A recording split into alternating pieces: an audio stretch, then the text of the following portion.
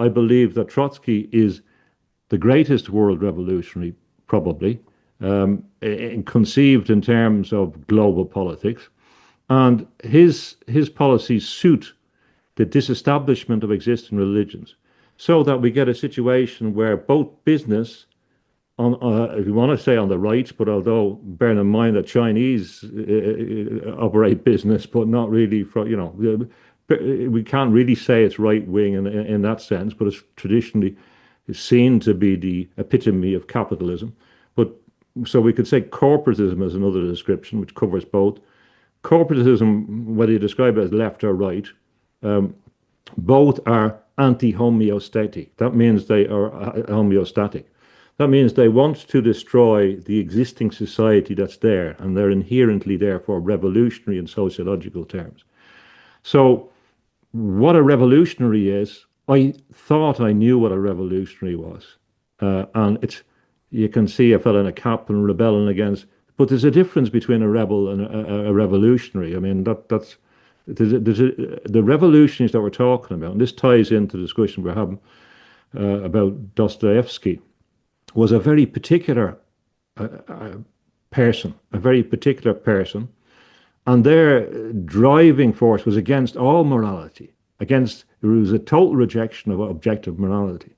So as you move from, say, well, okay, we get rid of the Catholic Church because we're all progressive, you're moving into a very dangerous space, which is very, very suitable for our imminent slavery. And I have argued that the Catholic Church, if we look at it historically from a legal perspective, was not what we're told it was in the overall structure, but rather it was positioned between empire, kings, and the people, to protect the people often, hence the Magna Carta.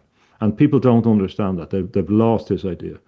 So the result of shifting to this anti-homeostatic force, Black Rock Bolshevism, as I call it, will be that we will be enslaved, and technocracy follows. Hence, I am now openly saying that the theological anthropology associated with Catholicism is one of the only systems in its historical origin that anticipates the challenge of transhumanism and posthumanism that both left and right bring to. So that's a long answer to the thing.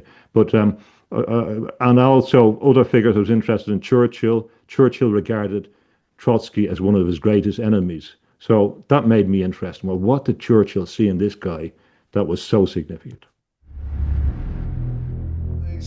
Welcome back to Interviews from Underground, and I'm here again with James Tunney. James Tunney is a returning guest to the channel, and I always get a lot from listening to James. He is very insightful. And I read his new book, Trotsky versus Jesus, Battle of the AI-Millennium. Fantastic book. It's a book that you can't just skim over. It's a book, as I was saying to James before the show, I heard an interview once with Jordan Peterson, and Jordan Peterson was talking about Nietzsche, how you have to read every paragraph a couple of times at least to just grasp what Nietzsche is saying. I find that sometimes with James's books, you have to like reread the paragraphs. They're so dense and they're so erudite and they're just so full of information. But anyways, James, welcome back. Happy to see you again. Thanks very much, Michael. I'll take that as a compliment. And I'm very grateful for you having read the book, and I appreciate your support. So thank you, and it's a pleasure to be back on your show again. Oh yeah, absolutely. No problem. No problem. Well, let me start. Why did you decide to write this book about Trotsky and Jesus? What's the juxtaposition there? What do you see as the contrary factors in relation to these two figures?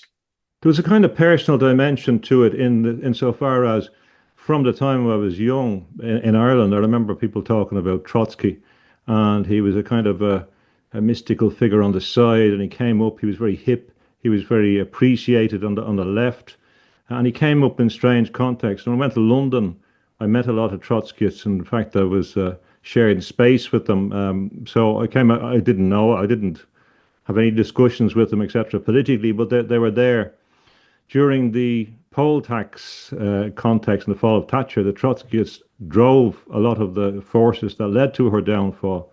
So they kept on coming up. During the Iraq War, um, we found that a lot of the drivers in America and in Britain had been Trotskyists once. And you say, well, how do you go from the right to the left? And how does it? And then when you're reading the life of people like George Orwell and that, you find he's involved in Trotsky, fighting with Trotskyists in Spain, and the Trotskyists are fighting the Stalinists in Spain. So you're not talking about communists, you're talking about two different groups and deadly enemies at one stage. So he kept on coming up again and again. So he was on the back burner. And then it became mainstream. A lot of the mainstream parties you see in countries across Europe describe themselves as formerly Trotskyist, the Trotskyist parties in origin. And nobody was paying attention to it. And at the same time, when I began to, I was going to do something about the influence of Trotsky. And as I was looking at the sources, I became more and more conscious of how central the opposition to Jesus Christ was, in particular to religion, but more especially to Christianity. And it's a driving force, and it's right there at the start of his life and right there at the end of his life. And you can see in people who love Trotsky, who Trotsky was their hero, like Christopher Hitchens, for example. He's renowned for being an atheist, but people presume that atheism is neutral in some sense, that it's just against something. But really, the atheism was part of a deeper worldview. Once you abolish the idea of God and Christ, then something else comes in its place. So as I started off my kind of this phase of my journey, when I started talking about mysticism about 10 years ago, when I said, okay, I think I have something to say in this area. And I started off, and there's two elements.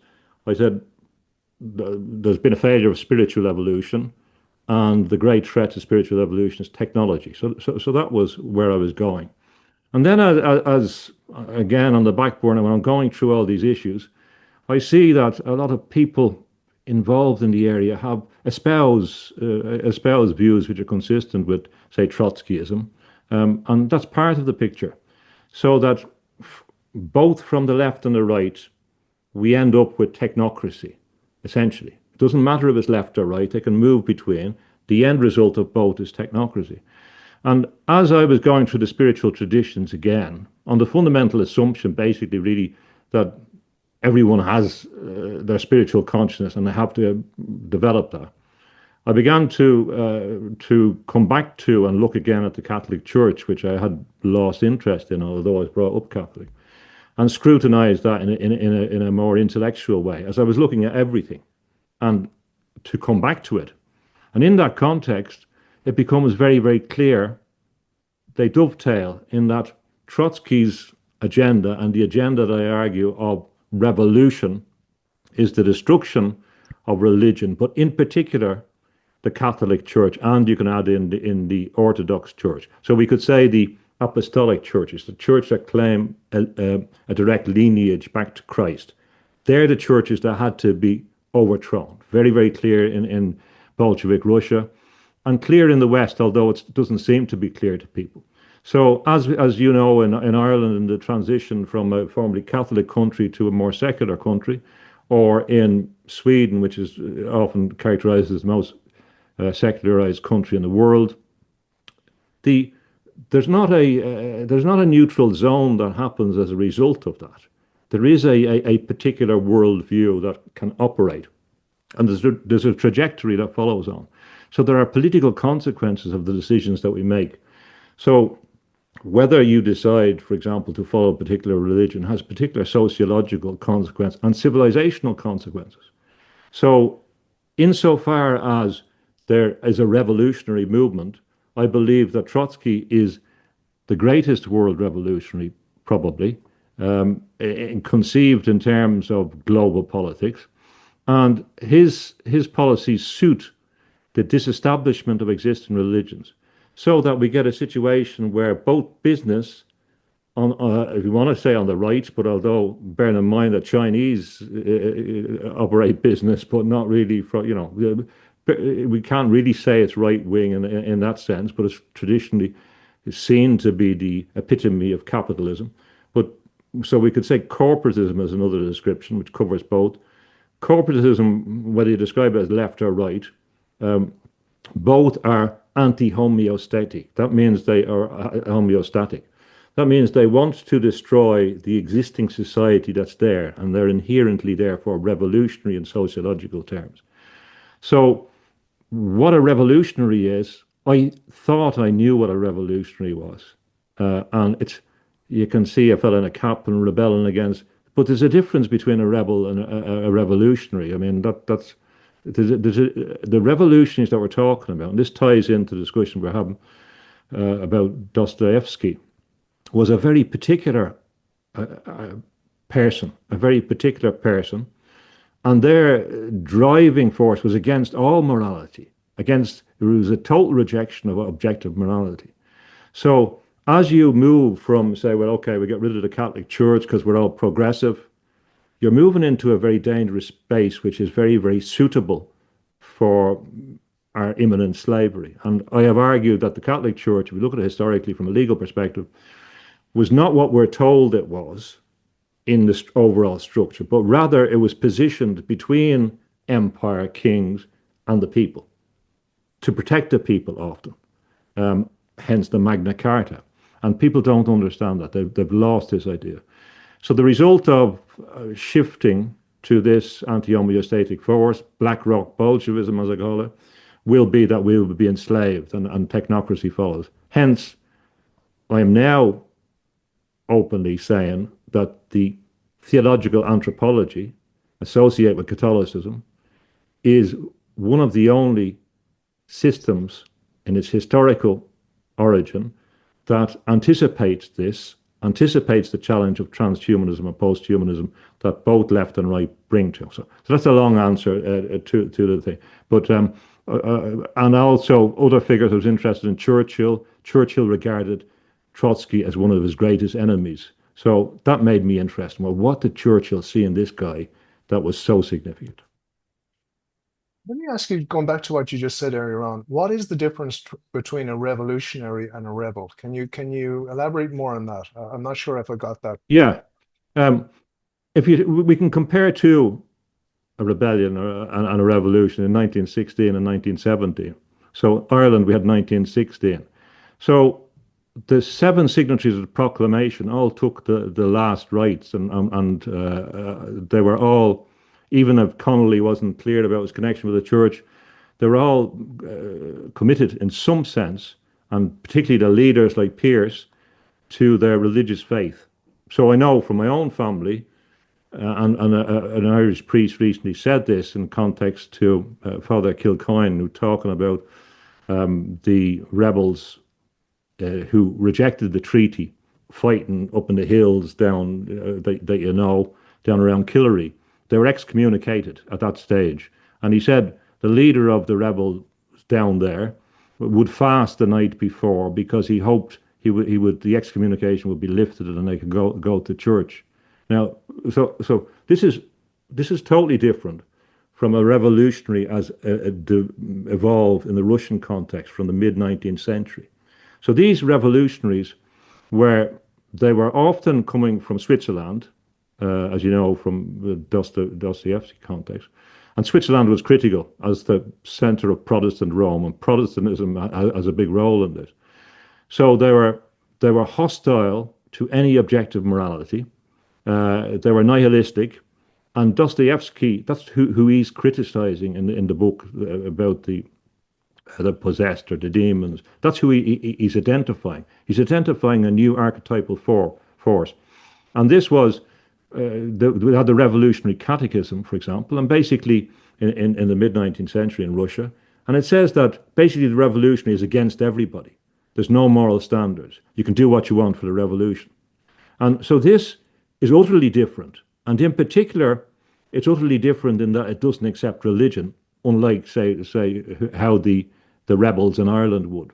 So what I say is that revolution in its proper sense has a pedigree. And the pedigree I trace, it starts in particular with the Protestant Reformation. So therefore, it's very directed against in modern times, directed against the church. It continues in the American Revolution, and then the French Revolution, and then the Russian Revolution. And what we have there is a progression from the Catholic Church having an influence on the legal system to the Reformation, when you say, well, the Catholic Church it's reduced, it's the Protestants, it's the kings. The kings have the control, so they're in charge of the church. To the American Revolution, say, well, we're going to be free of the church. To the French Revolution, say, we're going to abolish these guys. You know, we're going to reduce their power significantly. To the Russian Revolution, where we say we're going to have the League of the Godless and eradicate the church and take all their treasure and loot them, as they did, as Trotsky did. So what I'm saying is that this was an inherent movement away from God, which if we put it backwards through history, we can see it going right back to the second Psalm, where King David is saying that the kings of the earth are rebelling against God. So what we're saying, whether you believe in God or not, what we're talking about, or the church or whatever, what we're talking about is a sense that society is governed by the biggest thing that's out there, or it's governed by the guy that's down the road meeting with his buddies in some club that exerts power over you. So that's a horizontal idea with no God.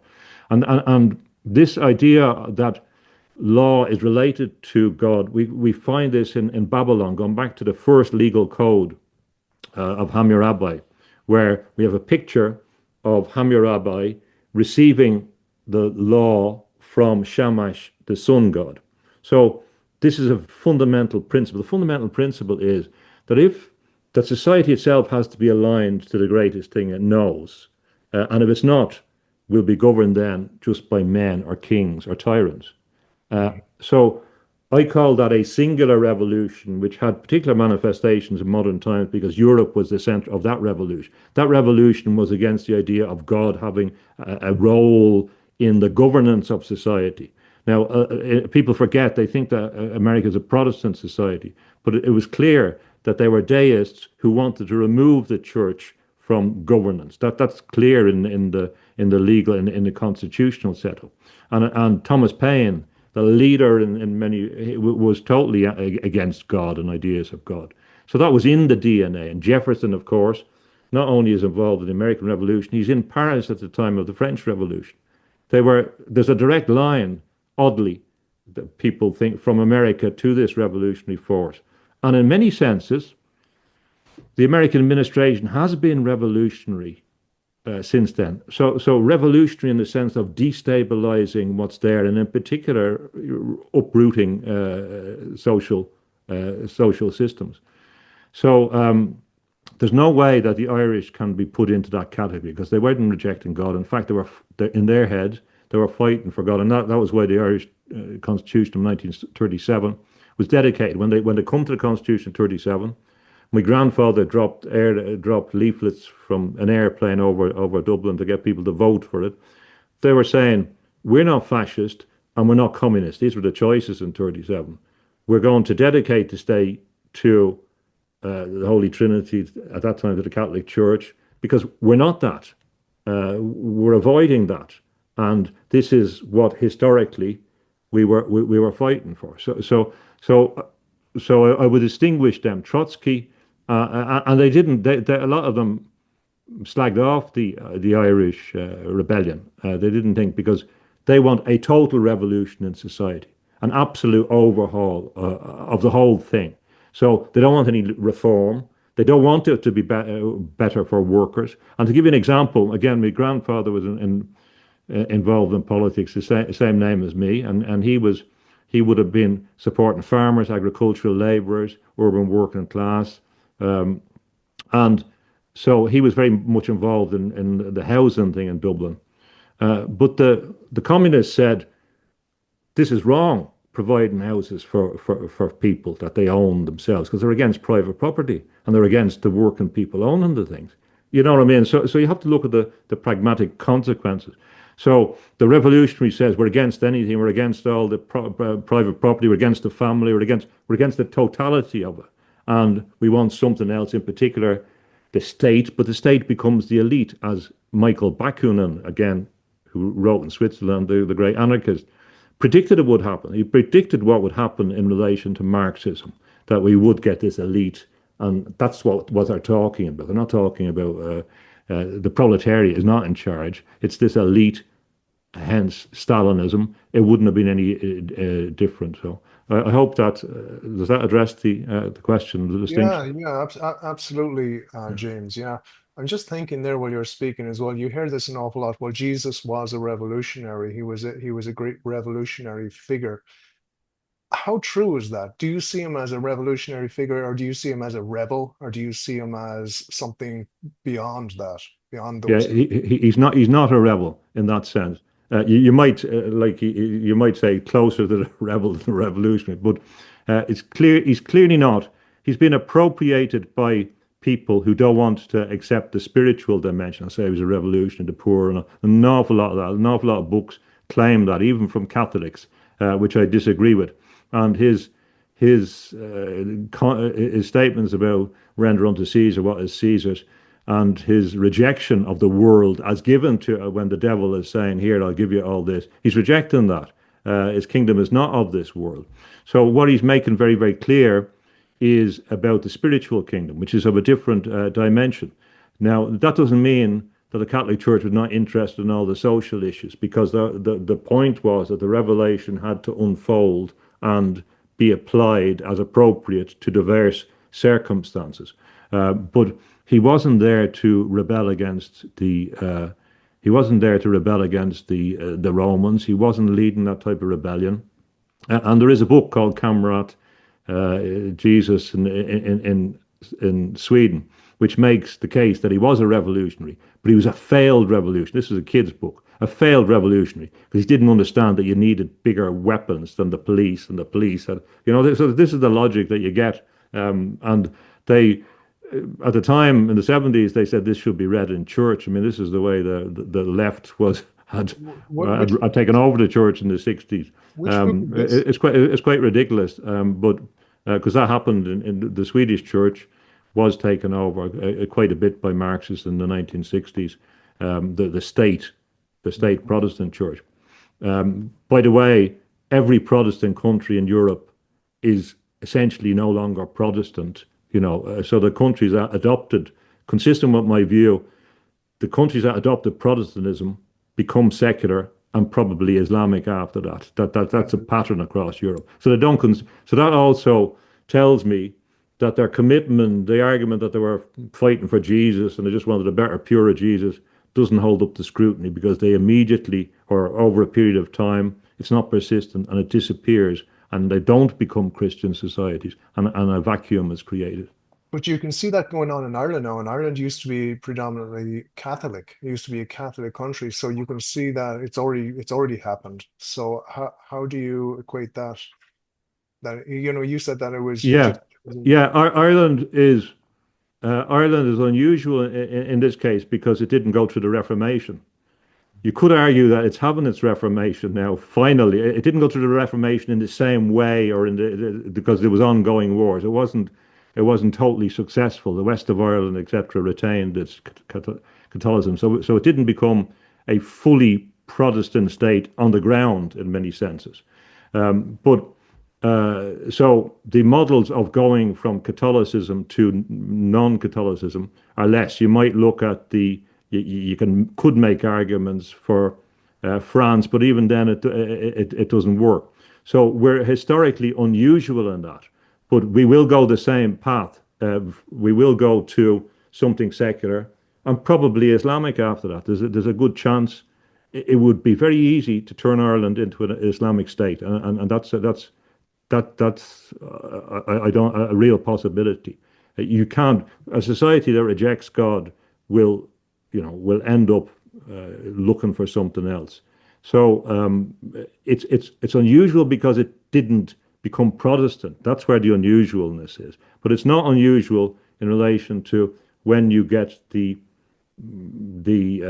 trajectory that it goes that direction. And bear in mind that the changes in Ireland were heavily influenced by a cultural, if you want to call it, assault from the 60s through television, from Britain, from a Protestant nation, which undermined the attachment to Catholicism, right through the media, through whether from comedy, through literature. It was a constant attack on the existence or the right to exist of the Catholic nation. So the reason why it's an outlier is because the Reformation didn't take hold in the same way, and it wasn't as successful as it was in other countries.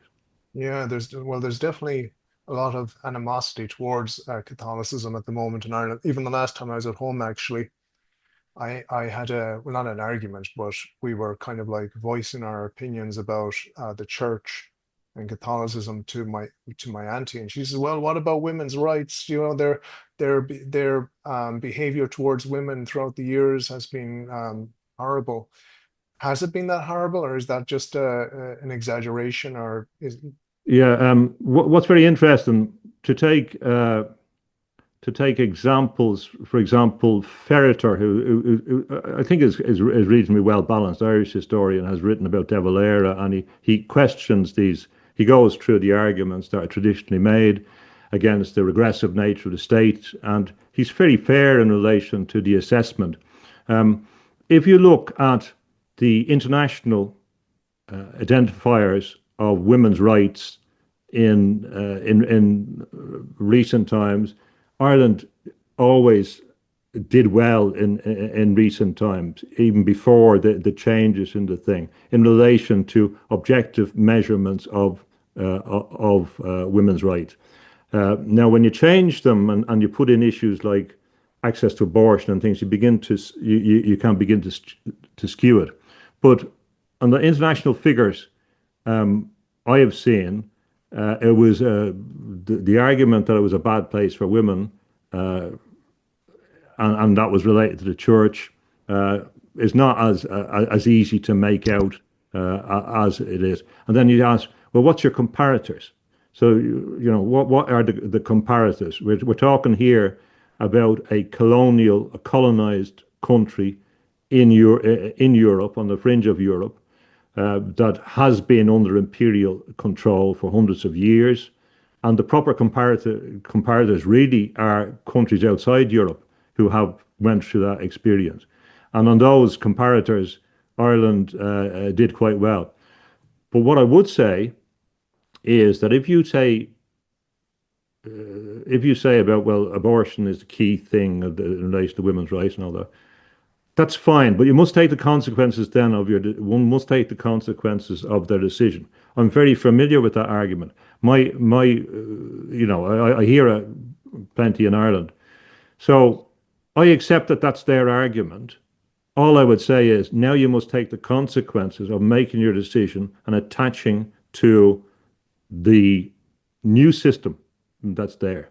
And unfortunately, I don't believe that over a period of time that the rights of women will be enhanced, and it's clear that Ireland will be subject to a lot more diverse cultures who don't have the traditions that existed in Ireland. When I came to Sweden first, people were telling me about this, how backward Irish women were, and I was saying, but the Irish women that I know are a lot more assertive than I find in the northern countries, for example, despite all the indicators you put forward. So I don't recognise this.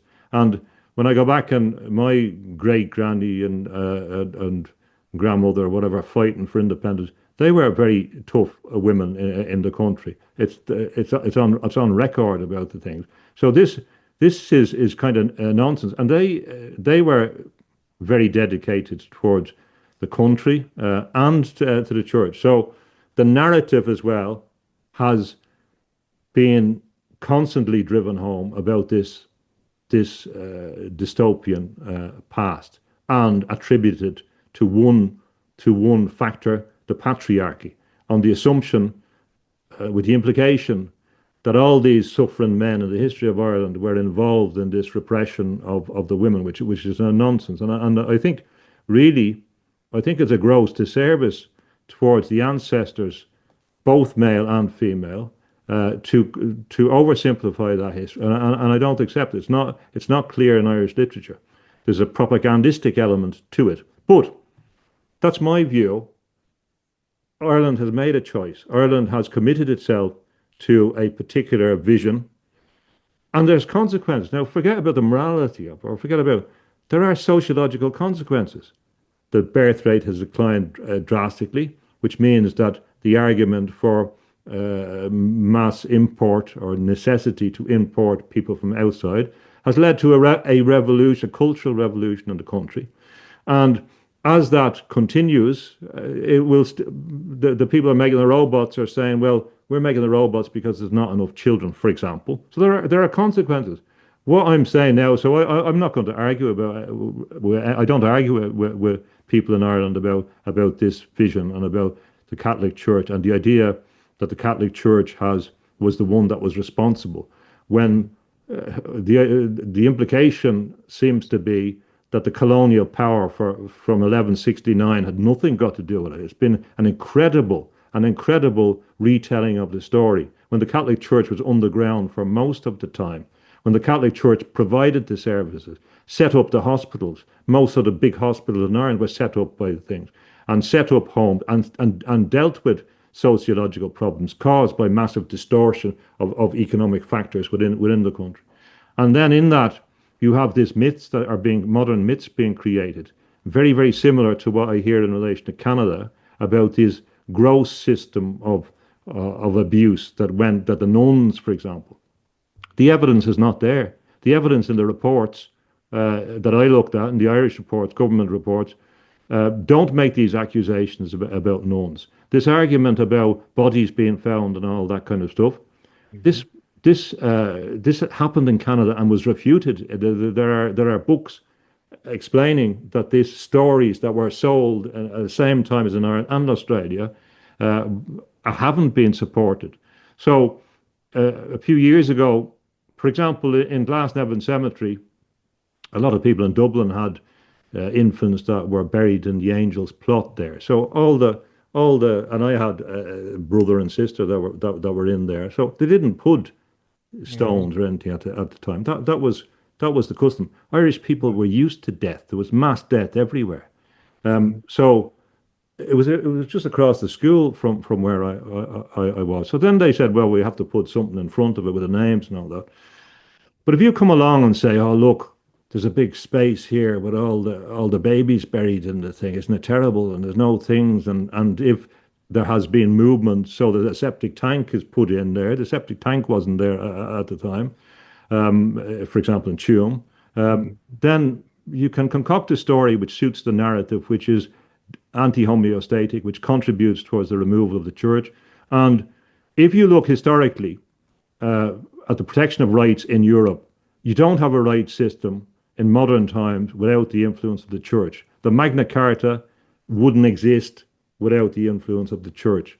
So I'm not going to argue with anybody against the perception or the argument that women suffered in Ireland in the past. And if they want to say that was all down to the Catholic Church, you must accept the consequence. I'm a pragmatist. They must accept the consequences. The consequences of accepting an oversimplified view of history are devastating, especially if that oversimplified view is being sold by powers who want to extend their powers, as I argue, and lead to a technocracy. It's been a massive socio-cultural revolution in Ireland. And instead of saying me and banging my head off a wall and saying, well, actually, if you look at the nuance of history, that's an oversimplification.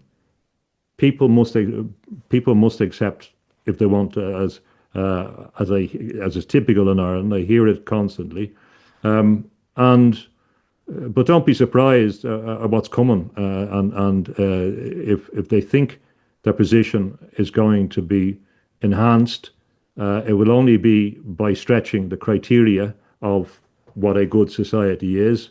Again, they've made their choices. They made their bed now. And Yeah, it kind of reminds me of, when I start, well, when I gave up alcohol, I used to, well, used to go to a few AA meetings, and they used to always give me the advice, don't mix the message up with the messengers.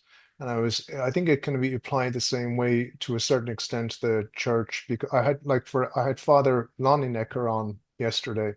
Yeah. He told me, look, the church is one thing and the Christian faith is another thing. He said, yes, the church hasn't been perfect, but it's nowhere near as bad as people are making out. No, Are making out. that's correct. Yeah. But Yeah. the Christian faith is another thing. Is that what you mean when earlier on when you said that people haven't fully grasped what the Christian faith is? I think you were saying that it hasn't fully expressed itself in its true form. Is that what you mean? Um, there's a very simple point. Okay.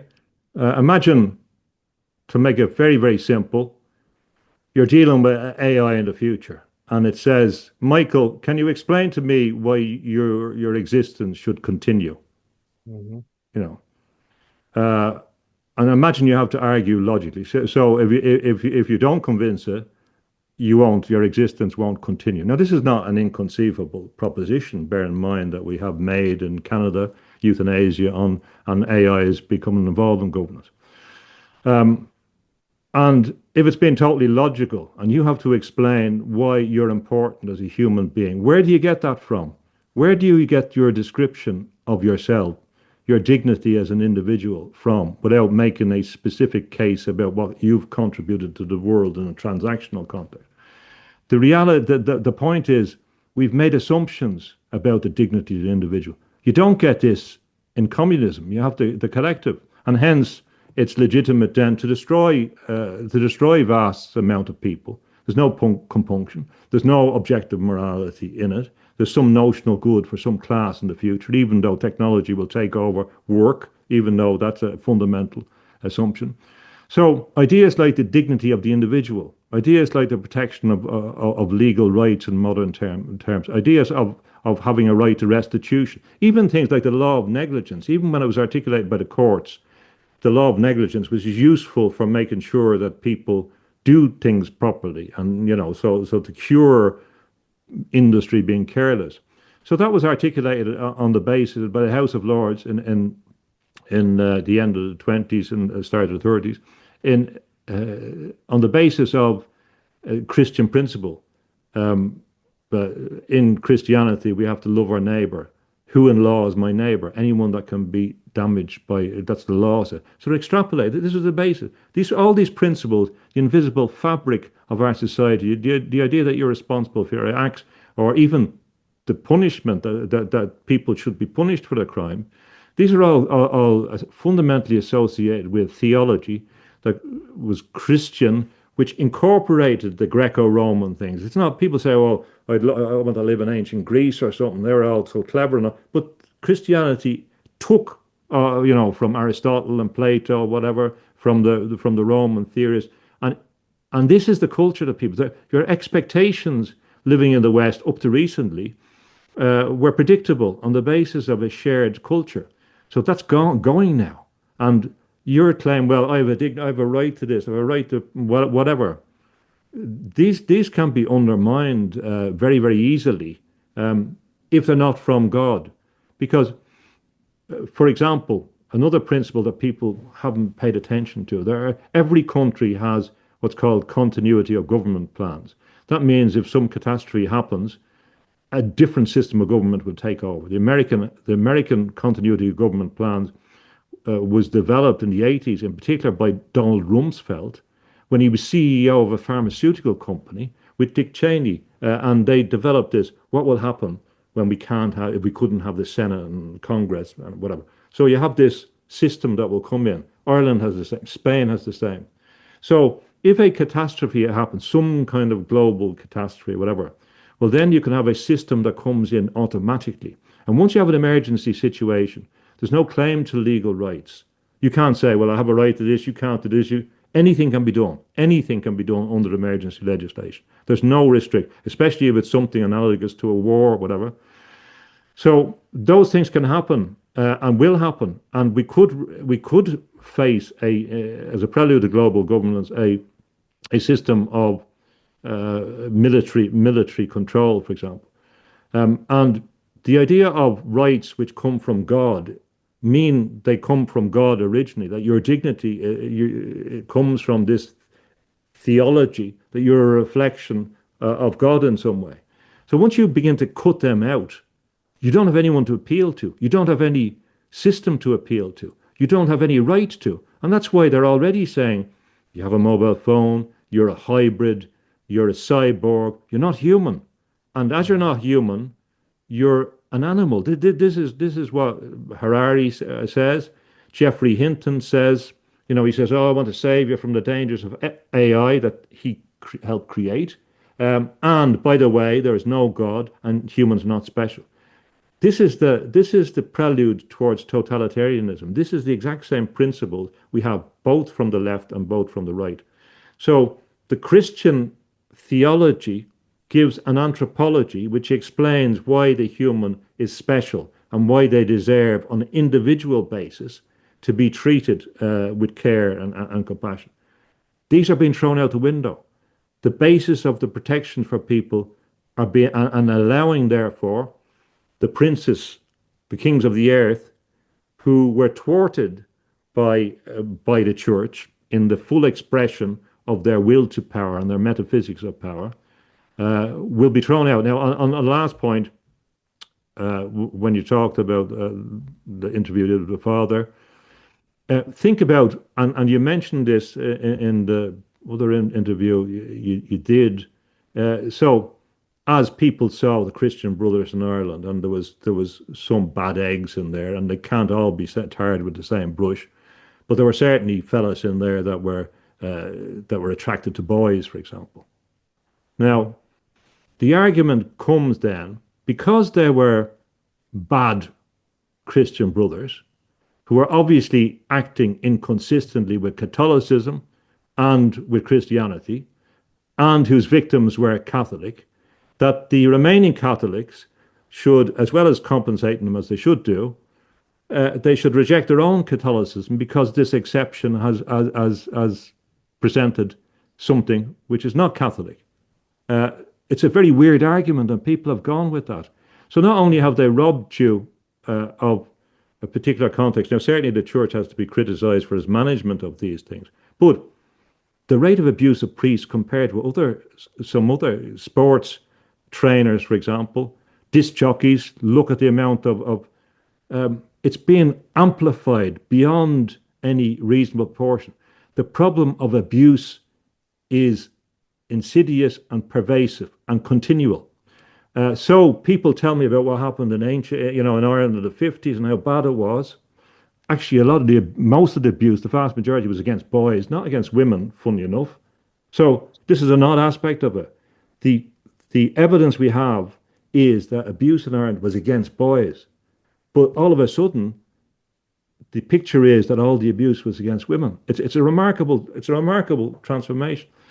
And in that, we still don't know, and there are some studies, but there's still not much discourse about this phenomenon of men being attracted to boys, which is independent of the Catholic Church. In fact, an argument I make out in the analysis of this is that the Catholic Church has been removed from a lot of childcare contexts now.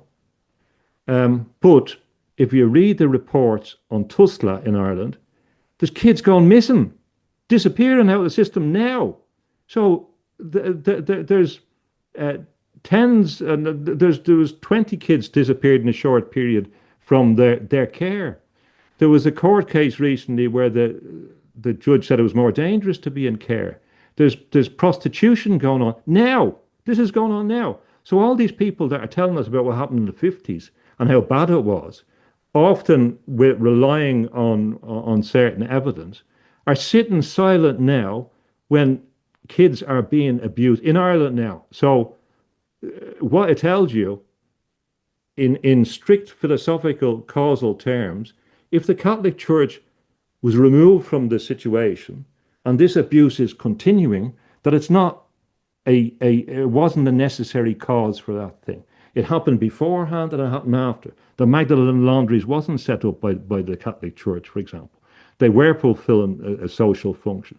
I do know women that were brought up in America, for example, who were and were told that it was a very a terrible process. For example, that film that was made with Steve Coogan about the nun and the baby that was adopted and all that. When you look at the story objectively, the nuns then had pledged not to reveal the identity of that they'd taken. That was everyone in Ireland knew that when I was young that you weren't going to hear. So the idea that they should tell or whatever is one thing. And secondly, the child was brought over to America and was educated well, and he ends up working at the White House. It's not going to work out like that in the stories of the kids disappearing in Dublin at the moment. So there's an awful lot of nonsense about the stuff. I think it's been very unfair about the nuns. But this is we're talking about a culture of lies. Apart from the objective evidence one can present and the good studies that are there are a massive amount of lies. And if you look, for example, at one factor that's not emphasized, in chapter 35 of the Mother and Child Cares Home report, it explains about the medical experiments that were done by GlaxoSmithKline in the Irish homes without knowledge of the religious, they weren't told about it, and permitted in some way by the civil service. So there was 11 different, from the time the Free State was formed, there was 11 different sets of experiments with experimental drugs on kids. And GlaxoSmithKline provided the evidence of that, but they denied all responsibility.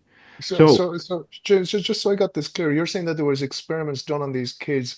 How far back was this? What going back to the establishment of the Free State, right, there were various companies at Glaxo and SmithKline that became one, and the Wellcome Foundation have records. So the British companies were coming over to Ireland without medical authority, and were managing to get into do experiments on the kids in these homes. Now, the evidence, the nuns or whoever was in charge didn't seem, they were relying on the medical professionals. There's no evidence that they were colluding in any of this. But at the time then, when this report came out, there was a massive attack on the nuns, a massive attack on the nuns. Everyone was, the nuns. There was nothing about the pharmaceutical companies. And that's there in chapter 35. They say, well, there's no evidence of damage and all that, but there certainly was. And this is a shocking aspect of it. So they were clearly breaking the law. They won't be paying damages. The Irish citizens are going to be paying damages for these things. So it's another brilliant way to blame the Irish, to blame the church, and to create a scapegoat. So and that's it. People can read that. It's chapter 35 in the Mother and Cares Home, and it barely a mention in the things. And when you look at a lot of celebrities, a lot of these people that are going on about the church, a lot of them have links to big pharma, to television programs that are run by and sponsored by pharmaceutical companies. So let people believe what they want to believe. If they don't look at the evidence and they accept lies, well, then you have to live with the consequences. So I'm a lot more pragmatic about these things. I'm not going to go out persuading loads of people about the evidence that they haven't bothered to look at.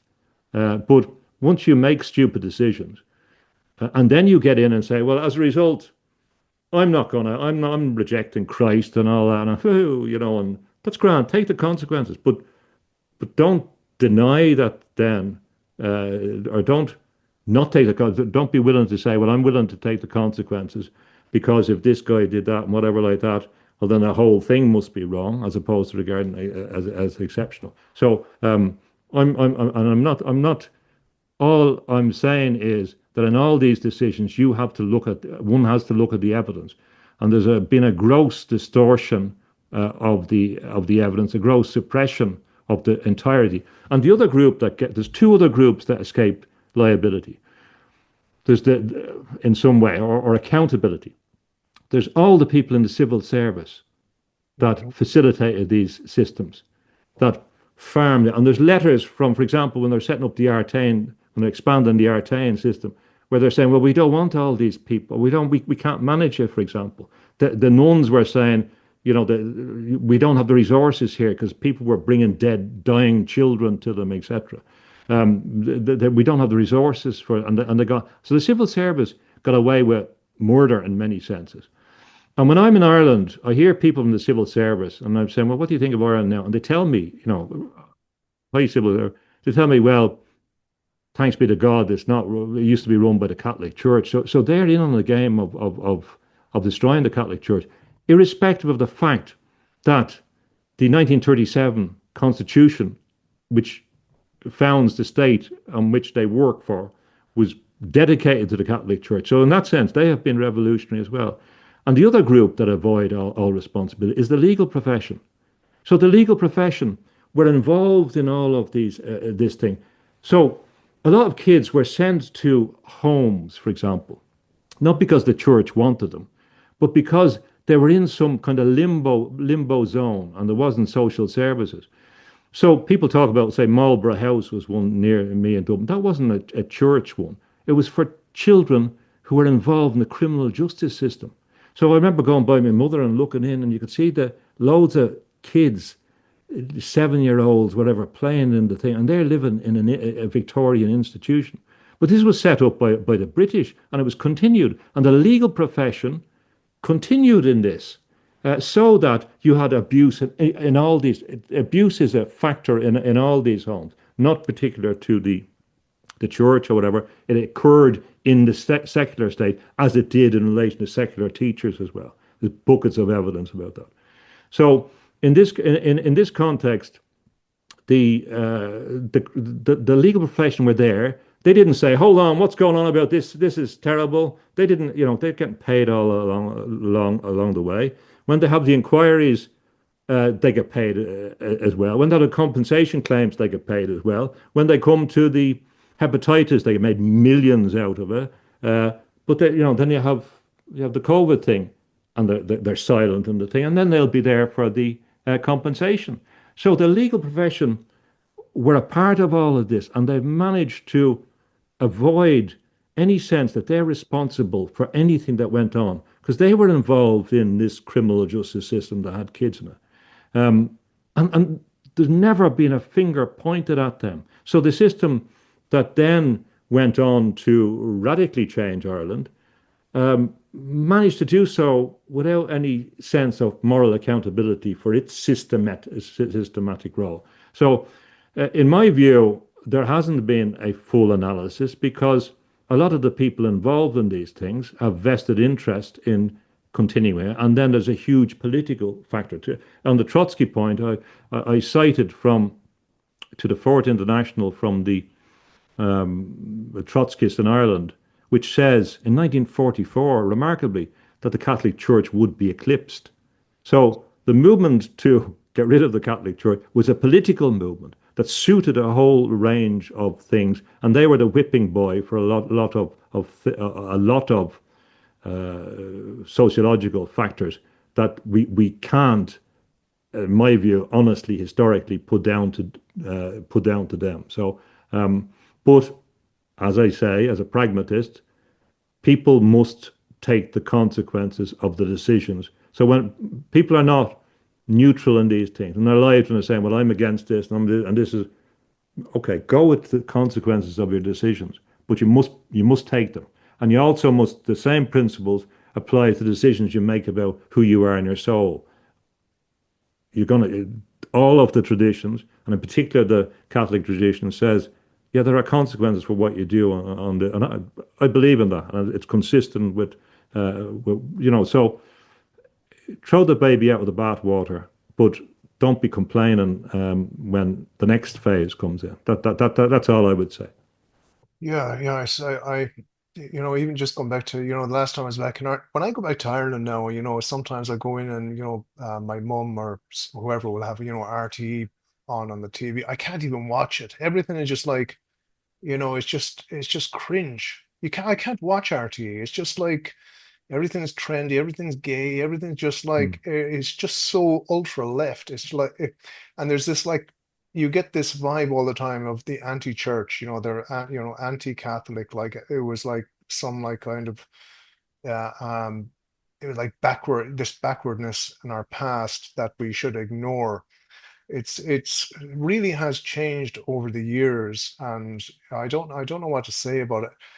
How do you see that as a direct influence from Trotsky? Do you see that as a direct influence from some of the revolutionaries that came after him?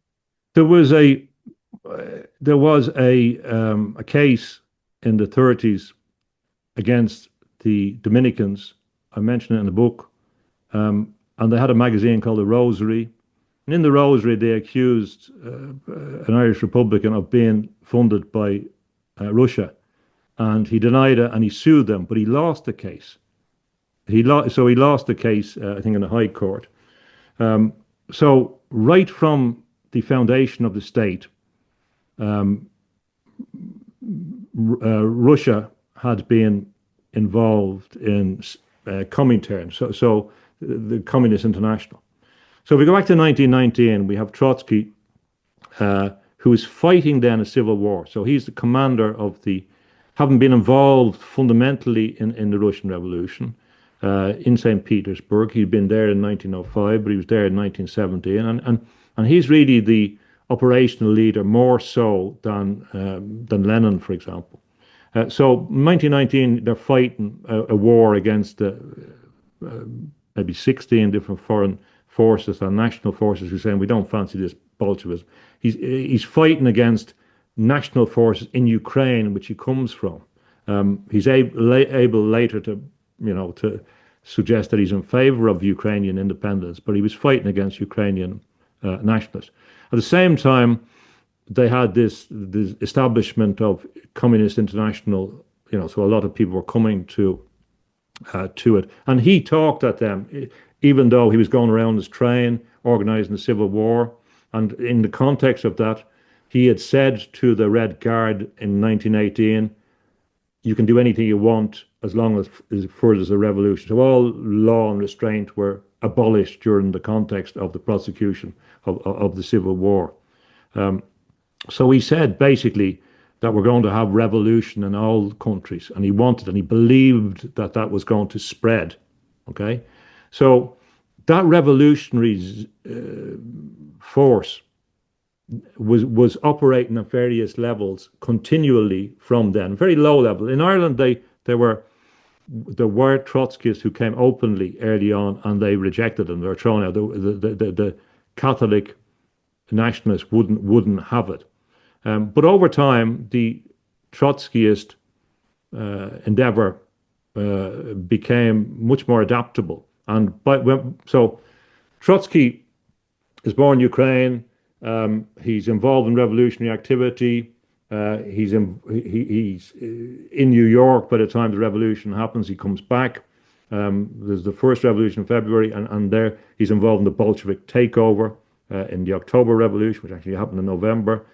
So he then is at a high position. He runs the Red Army, he's one of the controllers. He's the commander of the Red Army. So he's in the thick of it. So he's a really successful revolutionary, and that's why Churchill feared him. And he prosecutes the war against internal dissidents as well, against other revolutionaries like the socialist revolutionaries. They warred on them, and the forces under him, like used poison gas against the Russians, etc. Massive executions. He sets up concentration camps in Russia, and that's what they were called, concentration camps, on the British model. And he wants to export revolution. He's a world revolutionary, and he's a successful revolution. He's shown it in Russia, and Churchill is afraid of that. So in 1919, he's saying spread revolution to the world. He's in government, and now, without going through all the details, he's eventually exiled because of the rise of Stalin, and he's in exile for a number in Turkey and Norway and France, and Spain, America. And in exile, he has to operate differently. He still wants world revolution. Stalin disagrees. He wants revolution in one country. So Trotsky wants world revolution. He understands the power of culture. He understands the power of the pen. He was from a boy when he was at school. He was staying with his relations when he went away to, secondary school. He was staying with his relations, and they had a printer. He starts writing letters. He understands the power of the printing press.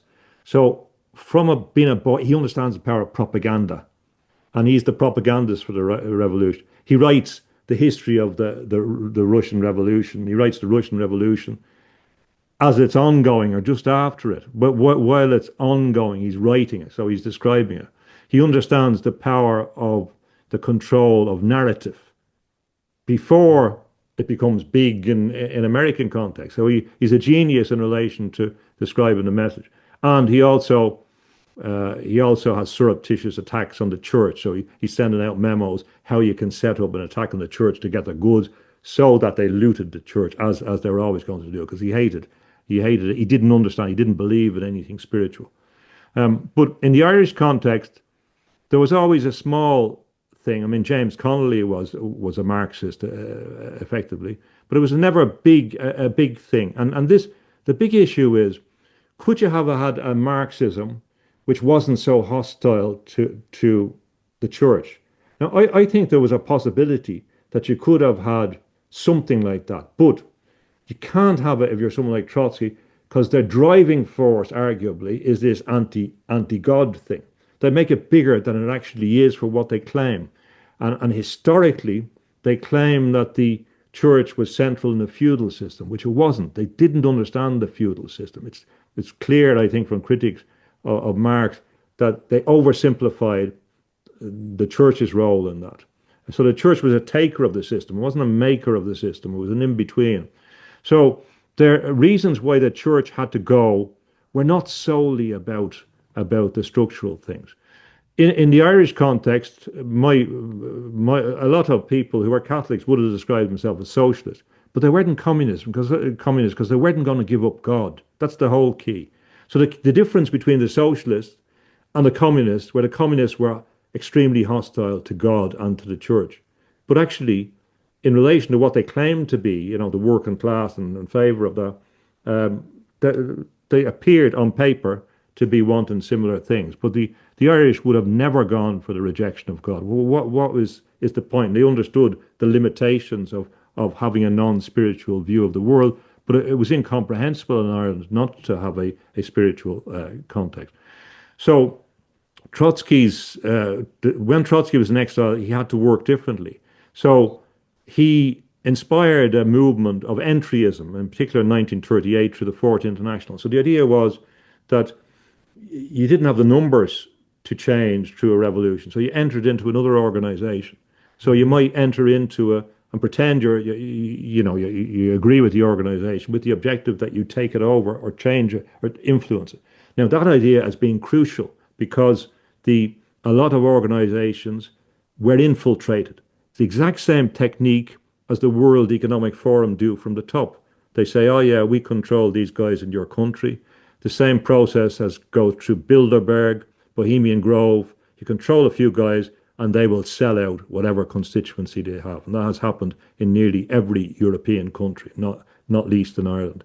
So it's not from the mass underneath, it's from certain individuals that become compromised or become allied or become commercially dependent or whatever, there's all those things without going into all the detail. So then you have this phenomenon of political agents who are not ostensibly Trotskyists, and you have a lot of parties, and you can look at them in the Irish context, and they're described as formerly Trotskyist parties. And I'm not going to go through all the details because I'm not interested in what they do on their own little things. But so if you look at England in the 1980s, you had massive movements, the anti-Nazi movement, the anti-fascist movement, the anti-race, and a lot of them were Trotskyist movements. So what they were very successful doing was having small groups of very dedicated activists who deserve admiration for their success.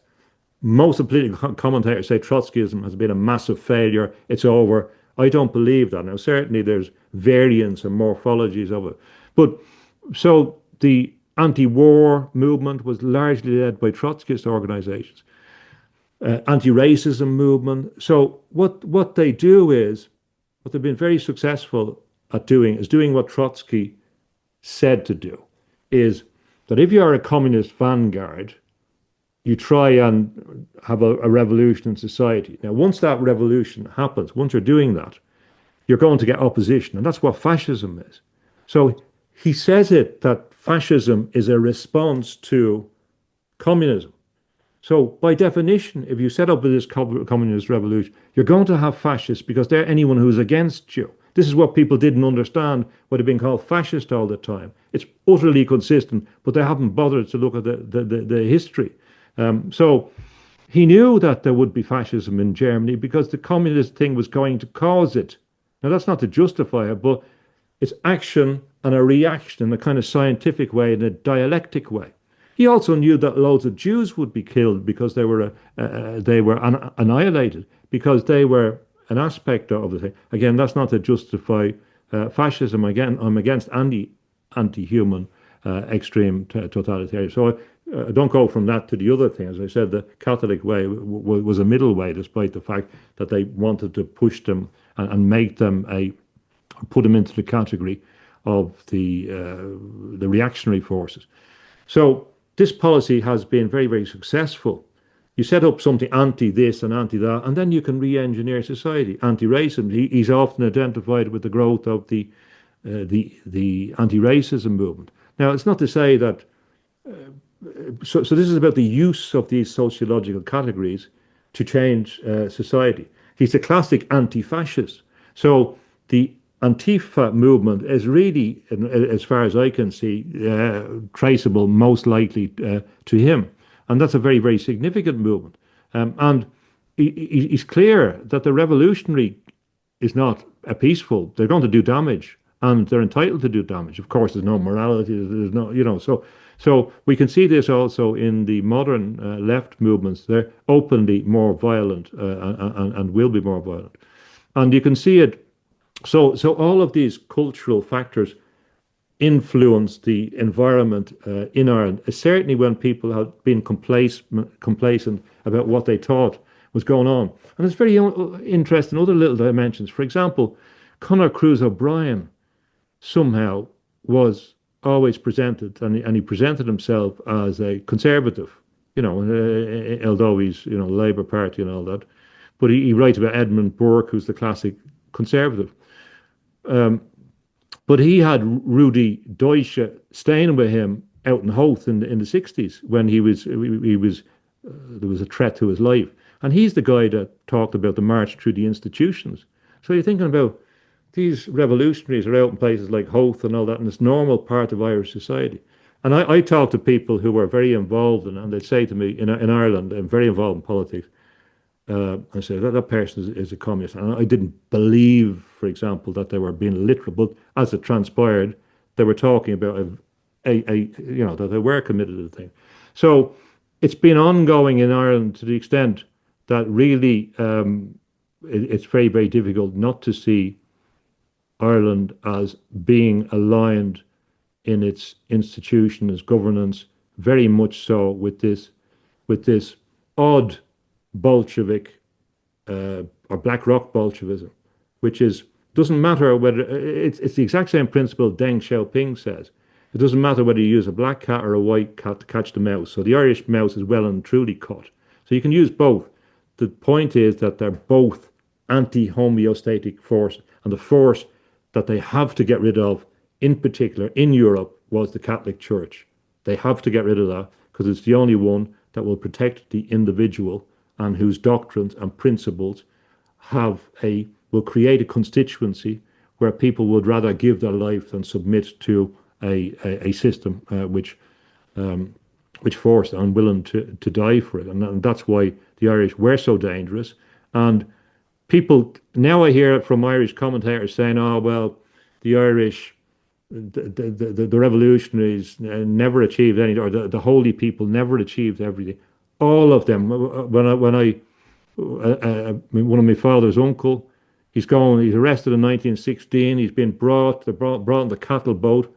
Arthur Griffith happened to be on the same boat, being transported to a different prison, and they were saying the rosary in the hold in the cattle pen. When they were brought to prison on a Friday and they were given meat, they wouldn't eat it. So these were intently Catholic. So I regard it as an insult when I hear all these people telling me that all these guys who are holy didn't achieve anything. It was them that did all that and were willing to die for their country, for their religion, for their fellow humans. And there's a lot of armchair experts distorting history, which I regard as whether they were right or wrong in what they were doing. The church and the Civil War bit didn't think they were right. But I mean, when you choose to dishonor honorable men and honor dishonorable men and women, you must take the consequences. So in all these arguments, I'm not going to fight against what's going on. People have made choices, and I think they've made a lot of bad choices in the context.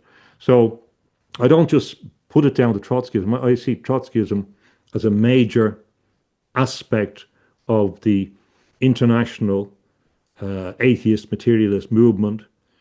And interestingly, the Stalinists in London, the British Communist Party, they claim, so they're of course hostile to the Trotskyists, but they claim that the Trotskyists are run by big business and or the state. So they claim that Trotskyism is going through another revival in Britain, and they claim that it's associated with harnessing the power of the Palestinian movement for other social reasons. So I'm not the only one wondering about. The odd thing is that people like Professor John Kelly say, well, the Trotskyists haven't achieved anything. I believe they've achieved huge destabilizing cultural forces. They were also the ones in their anti-Nazi movements that opposed the anti-immigration movement. So that's what was direct. The Nazis were the people who didn't want immigration. So they were very successful in changing the views in Britain so that it became unacceptable to say that you're against immigration. That was largely a part. Now you say, well, why is that? Both Trotskyists and big business want to change society. So what Trotskyists would say about change society is exactly the same as what Peter Sutherland, the Director General of the World Trade Organization, former Irish Attorney General, EC Commissioner, head of British Petroleum, Chairman of British Petroleum, etc., and then worked for the United Nations. He said that Britain was too homogenous and needed to be more heterogeneous.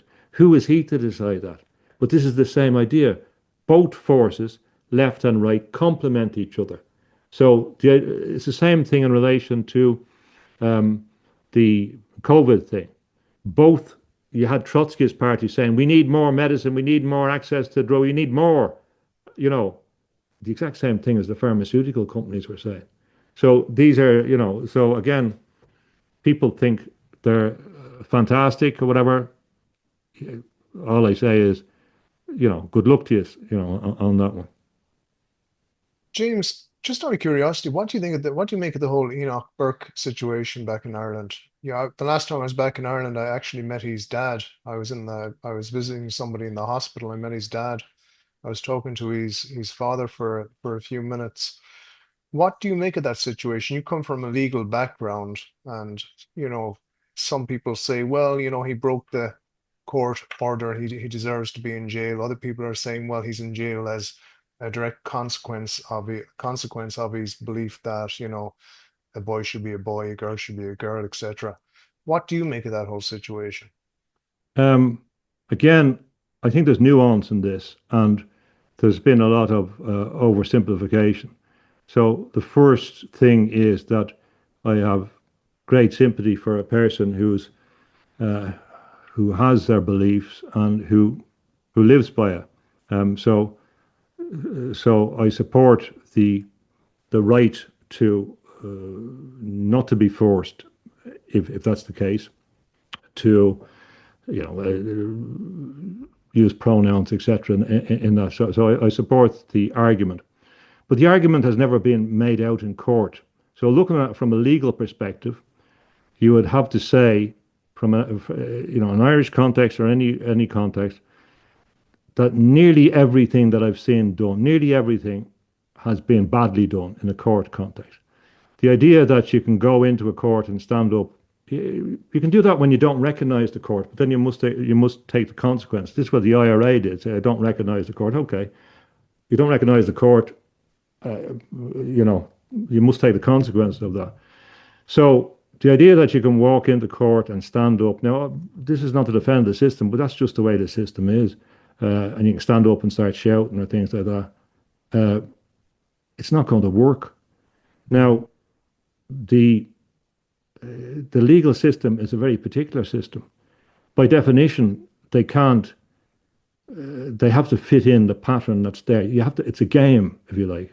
It's a game with important consequences. But you can't go into a soccer game and say, look, I have my tennis racket here and I want to, it doesn't work like that. So despite the serious objections that can be made to whatever the school is and the system and the whole things, I cannot see that the judges are not forced to do what they did in that context from a legal perspective. Now, people say, well, a court is not a political arena. It's not about who you're sympathetic toward. Logically, if you were in my court and you stood up and said, I'd throw you out, and if you were cheeky to me, I would have no problem. That's the way the rules are. I'd be very hard on that if it was in my space. So it just doesn't work in those terms. Now, so I can't see that it's going to work. Now, it could work as a kind of a general political thing where people don't look at the detail and say, well, this man has suffered and all that kind of stuff, and he become a successful, if you like, kind of martyr figure. But even then, there are nuances. For example, I've listened to them talking, and they criticize traditional Catholics, for example. As far as I understood what I heard in the interview, they were complaining a bit about this. And I'm saying, hold on a second, what is it you're fighting for in relation to? Because if I'm fighting for your rights as well, there's a reciprocity, that there's a common religious thing. So there's little things about that you begin to ask, well, what is the exact principle beyond that, or what are the consequences of the things? And then there is if you're talking about socio-political context, you say, well, has this advanced the argument that he wants to, apart from his case, because he's making it a general argument? And some of these things can achieve a different result. People say, oh, I've had enough of that, I'm not listening anymore, I don't care. That in the Irish context, that worked. And what I think is interesting for me is the comparison with how the left have worked. So any time that a lot of the cases in Ireland that changed the law, whether it be homosexuality, abortion, whatever, they were facilitated by political actors. There's no question about that. They're quite open about that. So they get a case which fits well and present it in a way that will change, and they present it sensibly. Every case that they have taken effectively in relation to changing Ireland in a progressive way has been successful. Every one of them. They've changed Ireland through the core. Every one of them. So this case is not successful in its own terms. So from a pragmatic sense, you can choose the loss and the kind of moral victory if you want, and compared with the absolutely successful, rhythmically recurrent cases from the left, which progressively re-engineer society. If you're a pragmatist and you say, well, okay, well, which are you going to invest your energy in? I'm sorry, but pragmatically, in relation to the amount of energy, in relation to the strategy, it's not looking to me to be successful. I'm very sorry the man is in prison. But contempt of court is a very specific thing. I was trying to explain it here to people from Sweden who don't understand the particularities. The getting into contempt of court and having to purge or condemn the court is a necessary thing for the function. Now, you can compare that with loads of other cases where people do different things, but I don't see the wisdom of the strategy. And Christ said you have to be wise as serpents. He didn't give us a license to act in a way. So I know a lot of people say, "Oh, you're being unfair. You're taking as a lawyer, you would say this strategy is going nowhere, and really you haven't even put on the table." So if they had fashioned a case, if they had sought a declaration in the High Court from the start that this was that would have put it on the agenda. The courts were not going to. I don't see that they wouldn't have heard it. Now I'm very very critical of the entire legal profession in Ireland. I'm very very critical of what they did during COVID. I'm very critical of the failure to contribute towards reform. I'm very critical of some of the practices I see in this context. But it depends what you want. If you want a Pyrrhic victory that doesn't change anything, that's one thing. But the man is suffering a lot in a way that I do not see that it's a stalemate situation. And unless and the other thing about appearing up at the job, you can't do that. I mean, appearing with a job, you've been dismissed. It's the same thing as in a divorce or barring order or something. The solution is not to appear and expect people. That's not the way the world works. That can't work. To kind of arrive up and say my job is. If the relationships are broken down, there's no court is going to allow you to walk into that situation. So I don't understand. I really do not understand what their tactics or strategy is. Now you can, and there's a certain point at which it's not pragmatic. So again, I don't know enough about the thing, but that's what the bit I've seen. That's how I would analyze it. Yeah, I'm thinking about Christ's dictum to agree with your adversary quickly. You Well, know, yeah. I mean, what I would have liked to see was imaginative strategies in Ireland to use the legal system to present arguments because they're not being presented to the courts. You do not know in a given circumstance. For example, I used to see Raymond Crotty going around Dublin, around Trinity College when I was there, and he was the one that brought the case against EU membership and required that there be a referendum. So when presented, the court, the Supreme Court, has often gone with a good argument. But if they're not presented with the cases, they can't do it. Now, when you leave it in as a sideline to some other case, when it's festered through a whole range of inappropriate kind of avenues, the result is not going to be good. So we haven't, or people in Ireland that don't want the thing to be changed, haven't used the courts imaginatively. They haven't sought to organise and present cases, and often when they do present cases, they present them themselves. They don't seem to get practice or good legal counsel and other things. And you know that I think Mark Twain said the person that represents themselves in court has a fool for their client. You know, so I'm not saying that about the Burke situation, but you have to be very very careful. I mean, there's a way to present an argument. These people, like there's Jared Hogan, for example, would have been my teacher. I knew a lot of the people who are involved in the things. So I remember doing an essay for him, and I wasn't happy with the result. And I went to him and said, arguing a particular point.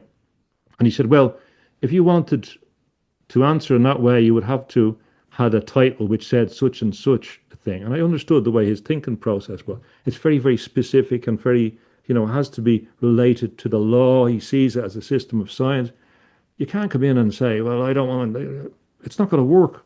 You're banging your head off a wall. And there's a certain point at which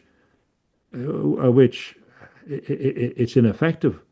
So a lot of people admire that. But even when again, if I look back at my relations that spent years and years in 10 prisons, 12 prisons, and who weren't appreciated by the state afterwards for a lot of the things when they were fighting against and then also imprisoned by their own Irishmen during the Civil War. They knew what they were doing and they knew the consequences of the things. So they weren't going to get anywhere by standing up so. Uh, I think we have to be, or people have to be wiser, and it's a pragmatic thing, as my view is in a lot of things. What are the consequences of this? And I don't see great consequences unless some political movement say, "Oh, we feel sorry for this person, and this is going to galvanize in some way." But even then, if you have a political movement, it has to be targeted, strategic, tactical, considered, organized. It can't be just a blob of self-righteousness. So I feel, and I do feel sorry for the family, and I do see the elements to it. But I did hear them talking about what's going on in the hospitals and all that. But even then, you do have to present arguments coherently, effectively, strategically, tactically, addressing them in a way that's appropriate. That's what I'd say on that.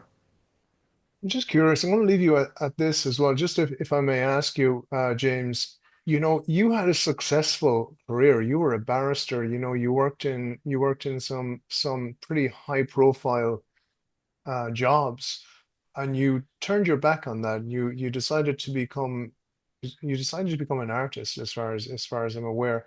What what made you like? Well, what was the compulsion to do that? What do you think what took place within you as a person, as an artist? What Yeah. made you take those decisions? Yeah, and just to clarify, when I qualified as a barrister, I was considering going to practice in the usual way, and then I went on to study. So I ended up in as a lecturer, senior lecturer, visiting professor, and using the barrister qualifications in an international organizations or contracts and that. So as opposed to doing the traditional practice, although I qualified there. Um, and then so at the end of the career, I was doing well in that domain. Um, and I was talking in the context of a lot of international principles and international interest. And then the Iraq War happened. Um, and that showed that all of those legal principles all the things that they told us about international law were not true because power was the determinant thing.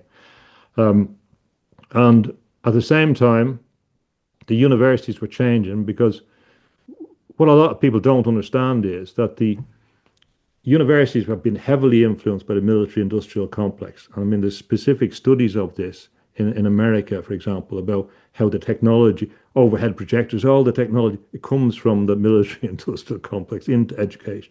And even the way it's done, the computers, whatever. So it was getting a lot more structured, a lot more confined to the context where it's become more straitjacketed. So there was a number of things. And the critical thing was um, we decided to have at the same time decided to have family, and I said I'm not going to stay in this context when I have a family because the priorities are different. And my wife's career was going good, so we were saying anyway. And I said, okay, I look after the children at the start and paint and write and see what happens with that. So it was a rejection of what was happening in the United Kingdom at the time of the Iraq War, and because that demonstrated,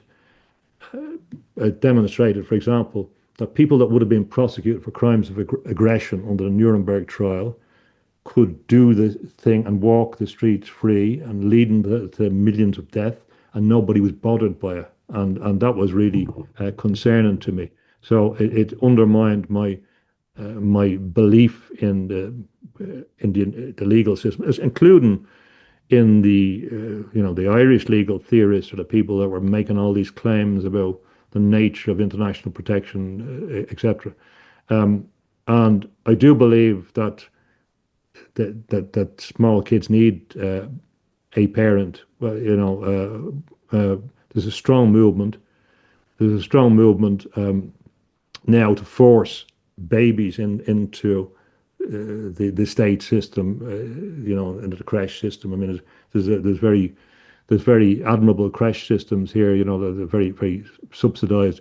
We never did that, and I had that belief. So that was important for me in relation to that. And in the context, I got space out of that. I mean, it was a great liberation, although your status diminished. I cut off all the connections. There was people asking me to say, "Oh, I have a nice contract in Mauritius or in the Caribbean. Do you want to get involved in the thing?" And I was saying, "No, I'm not. I'm not. I'm finished with the thing." Even at the end of the career, you'd be getting asked to talk in a particular place, and they fly you over, and a five-star hotel, etc. So it was going grand on that.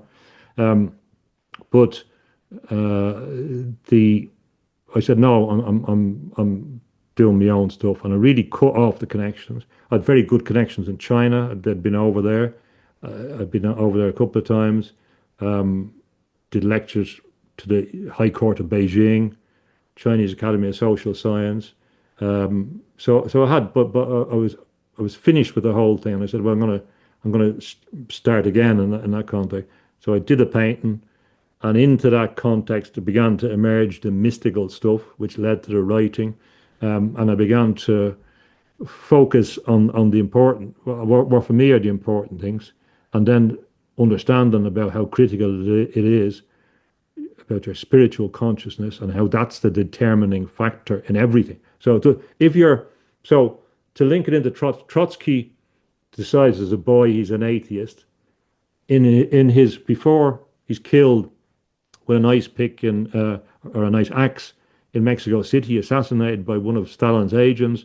He writes a political testament a few months beforehand, and he says, I'm a revolutionary, a Bolshevik, but the last thing he said was, I'm an irreconcilable atheist. So the start of his journey and the end of his journey was about his atheism. It's critical. So what I'm doing about is I'm focusing on making that argument about the significance of spiritual consciousness as shown, as the opposite is shown in the life of Trotsky. I'm going further in this one. I'm saying I think the Catholic Church its philosophy is the only one that will deal with the AI-Millennium. Now, that's not to say that the Catholic Church is perfect. And in fact, in many senses, the antichrist movements will come into these organizations, like the entryism, for example. We will be dealing with people in the church who are not right in that context. Although the allegations that I hear from people like, without going into the things about what the church is doing, are unfounded, looking at the records. And certainly there are individuals who come into the church and doing things. That's there. The most important bit of the New Testament that explains it to me, to think about this, is Matthew 13, when he's talking about the parable of the weeds and the wheat, or in the Douay rhymes, it's the cockles and the wheat, or the tares and the wheat. So Jesus says there was a man that had a field, and he sowed his wheat, and then someone came at night and sowed cockles, or the tares, or it's like a wild rice in it. Now, and then they come to pick it up, and they find that or the servants find that these tares or weeds in the wheat, and they say, "Shall we pick them up?" And the master says, "No, we'll wait till the end, and then we'll separate them, because if we pull them up now, we'll pull up the good stuff as well. So we'll wait till the end, we pull them up, and we'll have the weeds there, and we'll burn them, and the other ones will go into the barn." So that's the analogy. And he's asked to explain this, kind of unusually, I think, they said, "Well, what do you mean by that?" And he does explain it. And he says, the person who sows at night the weeds is the devil. And in the end, I will separate the good and the bad, but it can't be done now. And the analogy is also a useful description of the strategies used by intelligence services, by Trotskyists, by communists, by right-wing activists, is to insert themselves in an organization so you don't know if they're good or bad. So by definition, the Catholic Church will have a load of people in it whose job is to destroy it. So the analogy applies even on that level in relation to politics, but you're not going to be able to know, and you're not going to be able to do so. And there's a danger in pulling things out too soon. Now, here's another dimension that's very important to emphasize in this is the Marian dimension. So Trotsky, well, if we go back to October 13th, 1917, and this is the miracle of Fatima, and it's I've studied a lot about the miracle of Fatima, and I'm certain that it happened. I'm certain about the phenomenon, and the evidence is there. The evidence is overwhelming about this series of apparitions, about the miracle of the sun, and 70,000 people saw that. that's right, yeah, yeah, and skeptics, etc. So it's very, very difficult to argue against. Although people say, well, it's a UFO, or I don't believe that, or they don't look at the evidence, which is a classic thing that they do. So in that, according to evidence which began to come out in 27, whenever that we see the statement from Sister Lucia, which I believe, because when she was talking at the time, she was talking back, and there was a nun which was writing down, and so there's comparative records that you can judge. But in relation to this thing about Russia, she said that Russia needed to be dedicated to her Immaculate Heart, and if it wasn't, her errors would be spread around the world. So this is the core object of this phenomenon, okay? That Russia would spread her errors around the world. That apparition occurred nearly to the day, on the day really, that Trotsky started giving out weapons in St. Petersburg, right on the day, if you look back at it. And the revolution was successful 25 days after. So if someone is telling me there's no connection between them, it's crazy. So what we have is a supernatural intervention, which was evidenced and is accepted by most people that are willing to look at evidence, which involves a description of what is going to happen in Russia, which parallels perfectly what was happening in Russia, which claims that Russia would spread her errors to the world. Who spread the errors to the world? Who is it that spread the errors? But clearly the one that didn't want socialism or communism in one country. It was Trotsky, who in 1919 was already saying, we want world revolution. So I believe that Leon Trotsky was what the Fatima apparition really pointed to, if you look at it.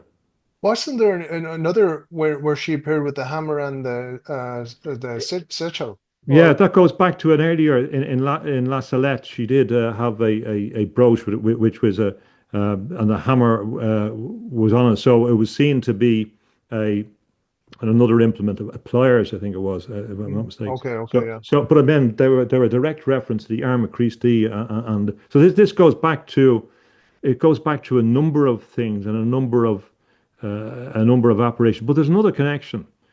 So Trotsky is in charge of the Red Army, and he builds it up into a major thing. So it was a major organizational achievement, despite the fact there was loads of other people involved in it, but he was a figurehead in that. And there's war in Ukraine. So the Poles move into Ukraine to take back some of their historic land.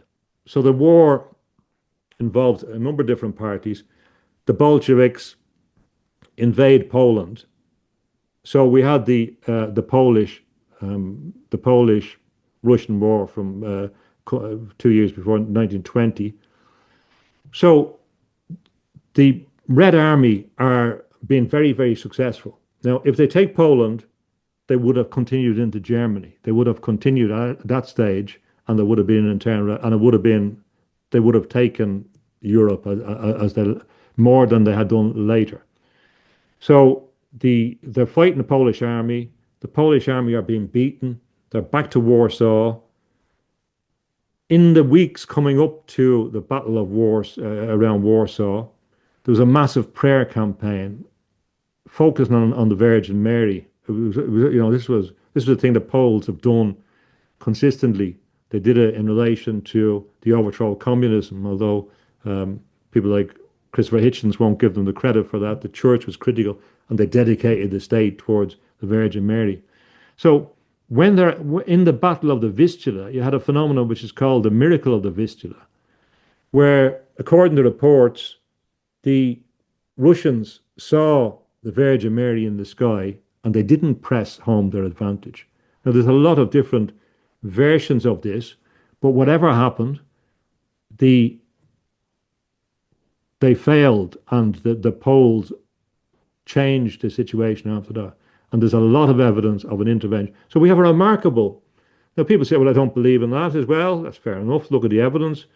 But a remarkable correspondence there from 1917 even to the protection of Poland, where we have Trotsky involved as the opposing force and a supernatural intervention, which to me kind of points the finger at some way in two senses at the significance of Trotsky as the international force, which is also consistent with Churchill's analysis. He wasn't that concerned about Stalin in the same way. And he could do business with him, but Trotsky was a different kettle of fish, and he knew that, and he knew that they would destroy the West if he had the options. And there is another. It's a report anyway from one of the apparitions in the 80s in the Ukraine, and again, it's not as certain as some of the others in some ways. But according to the reports of the apparition of the Virgin Mary in, I think, 87 in Ukraine, she said that Russia has spread her errors, or words to this effect, Russia has spread her errors, and the West is evil as well, but they don't realize that they're evil. And I thought that was a brilliant description of the state of the West. Now, whether we can absolutely prove that or not, even if it's not true, all of those things, and certainly Fatima is true, all of those things demonstrate a consistent story, and it goes back before that, of supernatural opposition to atheistic materialism. And Marx was heavily influenced, for example, by the seamless garment relic.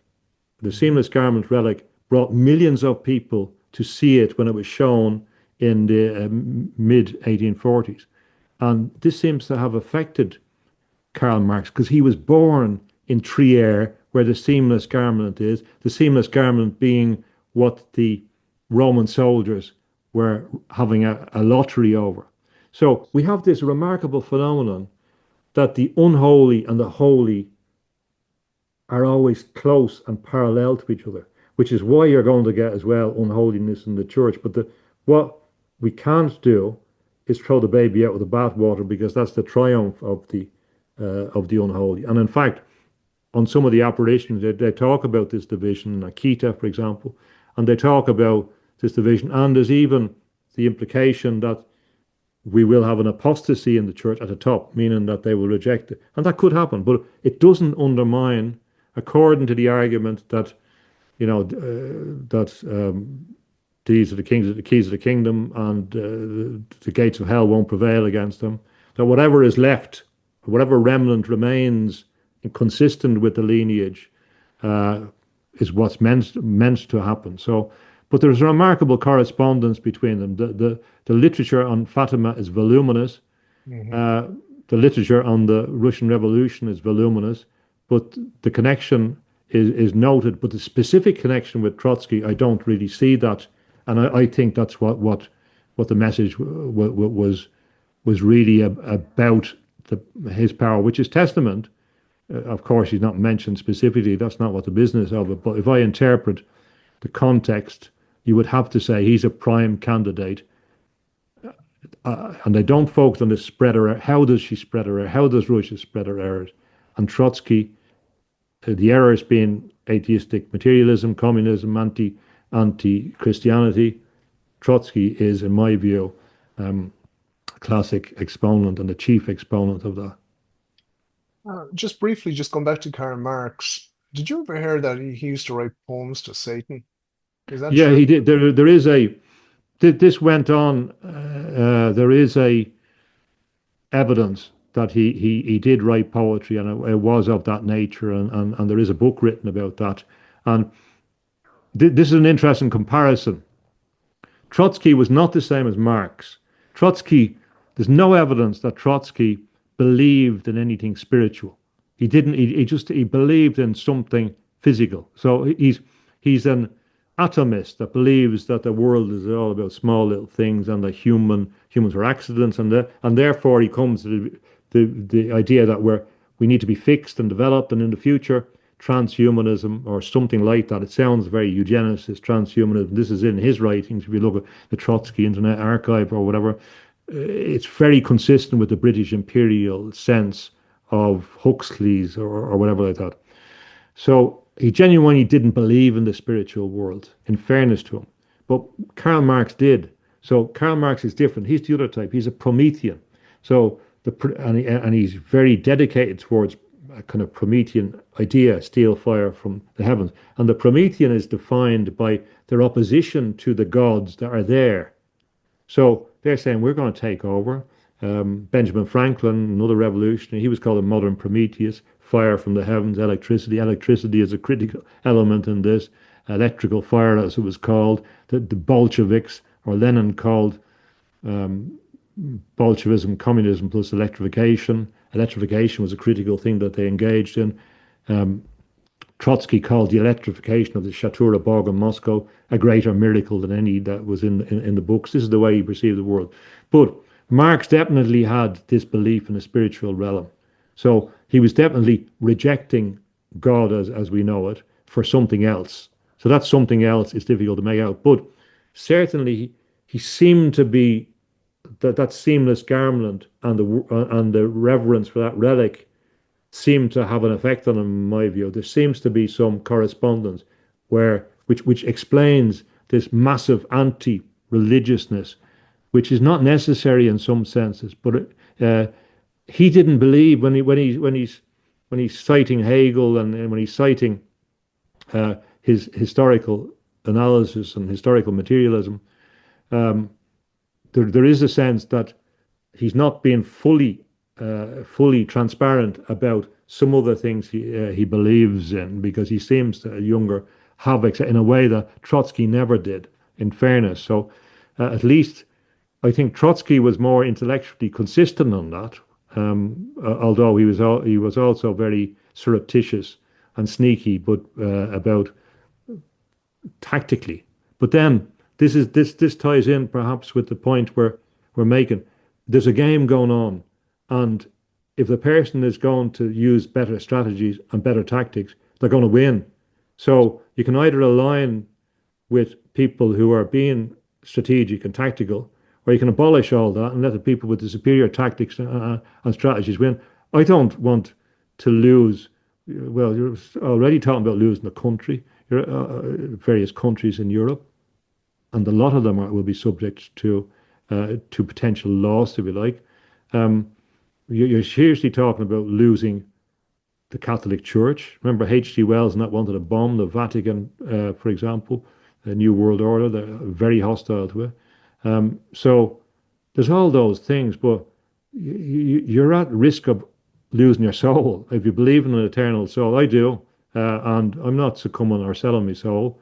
And I think that a lot of these guys involved in the Judas kiss and all the things in the international business have either agreed to give up their soul in their own minds, and in a Faustian kind of pact, and they will take the consequences. Another reason why you might want to be a transhumanist and live a bit longer, because you don't want to be taking the consequences that you're going to get if you've been selling out humans and killing other humans or doing whatever, So, yeah, he was definitely, there was a dimension to him there early on, certainly, that informed him. And Prometheus is the image that was taken.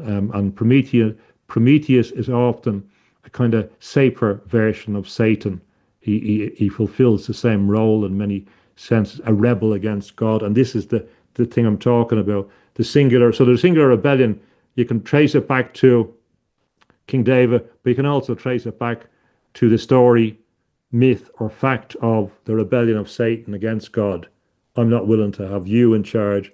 And this is right through the whole process. And in Catholic terms, a lot of the revolutionary stuff would be in the same trajectory. And I say this singular revolution comes to a singular point, which is the singularity. That's its objective, left and right. And the singularity is the end of the human race as we know it when they become controlled by technology and merged with technology. So that's the objective, is to create a totally man-made world, to bring it into the realm of the devil, Ahriman, whatever, like the Satan, where God is cut out of the situation. And you can succumb to that, you can agree to that, you can participate in that, but our opportunity to escape from that will become less and less. So that's how it goes together in some sense. James, you've been very generous with your time. If I may I'm just going to ask you one last question, and that is about Jesus, right? So, why Jesus? Why not Muhammad? Why not the Buddha? Why is Jesus the answer to this problem? How, like, if somebody's looking for salvation from this system to escape this dystopian future that's ahead of us, how can Jesus offer us that chance, in your Yeah. opinion? Just say, in one case, in case people say, well, you're prejudiced because of your background, even though I went away from it and came back to it, like a prodigal son in some senses. And it could have been that our family was Catholic for 1500 years. When you think about it, for a lot of families in Ireland that went back, and I think there's evidence there. You know what I mean? That's the reality of the historical thing people are rejecting, which is quite remarkable. So you could say, even in honour to my ancestors, there's good reason, and I'm not certainly having them described because I know they weren't as fools or charlatans or gumbeans or idiots or whatever. Like in Mayo, the Protestants were impressed that the Catholics were willing to give up their life and not take the soup. It's quite remarkable, you know. But so these are the so you could say, well, but to intellectually answer the question, there was good reasons why they chose Christianity and they recognized something superior in the thing. Now they didn't abandon all the pagan stuff that was there, which and they weren't forced to. I've talked about that before. There were volcanoes around the time of Columba, etc. So this idea that they were forced by the church in Ireland is just not true, and it's false. The idea that Irish people abandoned some of these practices associated with proximity to the land and that, they didn't, and that was right up to our lifetime. There was an awareness of the other world, and that could fit in. There was no problem. We can see that in the secret Commonwealth in Scotland in the 1690s about explaining the fairy world and Christianity and how it went together. There's no problem there. So I mean, there's an awful lot of nonsense, neo-pagan stuff talked about as well. But why Christianity? I was focused on this, what the New World Order people were saying and what they were doing and why they were so hostile to religion. And the New World Order, idea of abolish the family, abolish the nation state, abolish religion, is exactly the same as the Communist Manifesto. And the only difference is that they don't want to abolish property yet, although, so they're exactly the same. H.G. Wells in New World Order, he thought that the Bolsheviks weren't radical enough. So this is what's coming for us. You know, it's going to be much worse than the Bolsheviks. So they were all very hostile. All these totalitarian figures were hostile to Christ. You know, whether Hitler or Stalin, or even though he started in that, and Trotsky or Mao Zedong, and go down the list of it. And there was good reason why, because Christ inspired the movements that gave us the good parts of Western civilization, of learning and scholarship, of hospitals, of education systems, libraries, of looking after the poor, of looking after the traveller, of looking after the sick.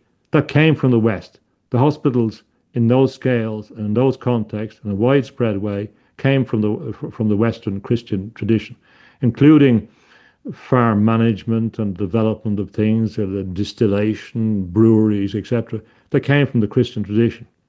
Writing in the West, the restoration of Latin. came from the Christian tradition. So the history before the Reformation had a lot of things, and like the Renaissance came from that. It didn't come from the pagans, although it was able to incorporate some of the Greek elements, but it came out of a clearly Christian ethos. The great architecture came out of a Christian. So there's examples of what has come, and the protection of women, and the construction of families, and the control of marriages so you don't marry inappropriately, for example, and the protection of rights over time came through that context, and the protection of property, etc. But looking at the technological context, the movement towards transhumanism and posthumanism is an effort to deconstruct the human. That's what it is. It's clearly geared towards that. And if you look at great critics like Jacques Ellul, who wrote the Technological Society, or Bernard Charbonneau, they realized that even though Ellul was a Christian anarchist and Bernard Charbonneau came from a Protestant background, but he wasn't really religious, they realized that the central motif was the incarnation, that the incarnation of Christ was critical.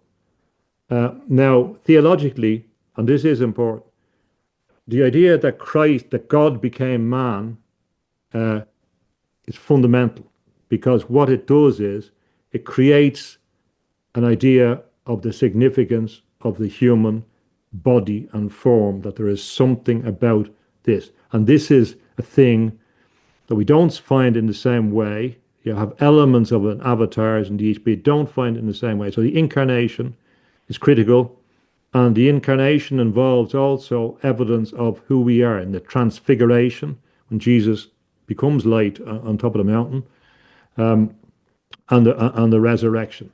And those are the antidotes towards the daft ideas by the military-industrial complex developed in the neo-imperial systems, which say that you're not special, you're not created by God, you have no dignity, artificial intelligence is more important, you're not very good at computation, humans suck, humans are a species like any others, like apes or whatever like that.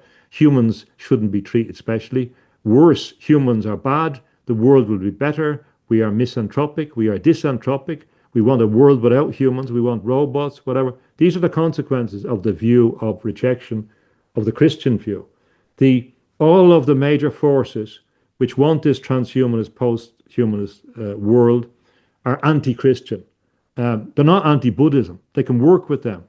They don't give you the same result. They don't give you the same focus on the human. If humans are to persist, it has to be Christian. In fairness to Islam, and when I'm talking about movements in Europe, a lot of these things are a consequence of our own actions. The Islamic theology also supports, not in the same way, but it also supports a view of the dignity of the individuals. And given a choice in the future, I guarantee it, people will choose Islam over what's on offer. They will choose it over gang war governance, which you will get in some countries in Europe. That will happen as the systems break down, as the Christian systems break down. You will have like what happened in Mexico, which emerged from a historic anti-Christian movement. You will have that, or you will have technocracy.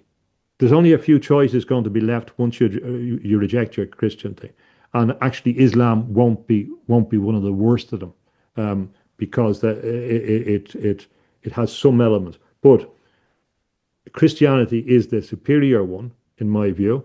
It's superior because its theological anthropology focuses on the individual. It focuses on human life. It protects human life. It protects human life from the time of conception. It is against euthanasia and its inherent doctrines, which is going to be forced on us. It's against dehumanization. And if you look at the succession of miracles, of extraordinary phenomenon, well documented, whether we go back to Joseph of Cupertino levitating, or Teresa of Avila levitating, or we come up to Padre Pio doing his miracles, bilocating, having the stigmata, or if we come up to the Marian miracles, whether we Guadalupe to Fatima to Lourdes, we have an absolutely continuous succession of evidence of a supernatural dimension, which reinforced the validity of this of the story, which was also reinforced by all of those hundreds of years of people finding in it something useful. And what has to be done now is that our generation has to extract the meaning of it, which is relevant to our society. Now, if the whole thing crumbles, I'll still be with it because it vindicates both the soul and the spiritual consciousness. The spiritual consciousness is what aligns us to God in the thing, and that's it's the body is part of that. They're not separate.